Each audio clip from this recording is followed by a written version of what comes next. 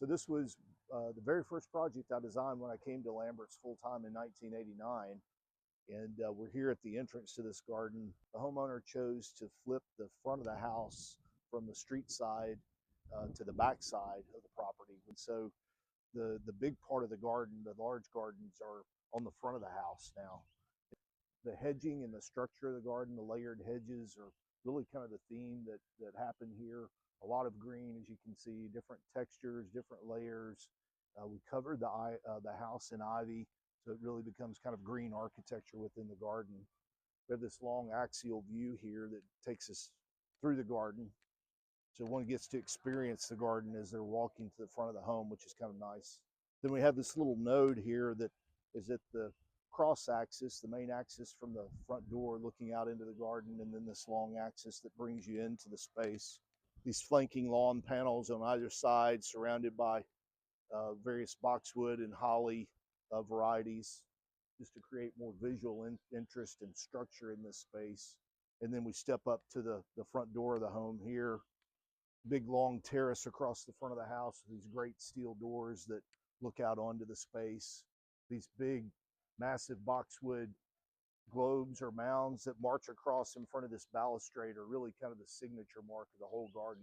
Off to the side here, we created a little view garden off the library in a herringbone pattern for this little walk and stepping stone. Another little quatrefoil kind of node here that repeats the node out on the front axis in the garden, and then a little simple gravel contemplative space back here in the back, and citrus pots here in the four quadrants of the parterre garden. Really kind of takes you back to another place in time. Nothing's perfectly manicured here, and I think that's the beauty of this garden, is it feels well lived in, if you will, but very mature. There's a softness, even though there's this structure and a lot of linear lines that run through the garden. There's a softness to it by the way the plants are layered. Another unusual feature of this garden is the pool is actually in the front of the home. You access the pool garden by walking down this linear pathway through this alley of bleached hollies. We carried this Granbury cobblestone paving throughout the garden space, but and there's another axial view here with the pool house. It's now been enclosed and turned into a guest quarters, but swimming pool on axis with another raised terrace at the back of the space with the pool house up at that upper terrace.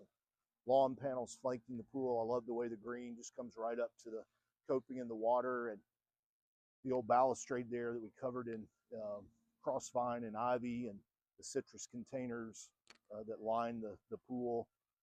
These are some of the largest Natchez crepe myrtles that I know of in Dallas. We planted these in 1989, and they were about 2.5, 3-inch caliper, and as you can see now, roughly are approximately 16 to 18-inch caliper. So really beautiful trees that form this arc at the end of this space and help enclose this garden we're in. The view at the end is very kind of a tranquil pastoral sort of lawn with we repeated the curve of this end of the pool and pool garden space in the distance, and the curved holly hedge there, just to provide a kind of a soft ending to the view here.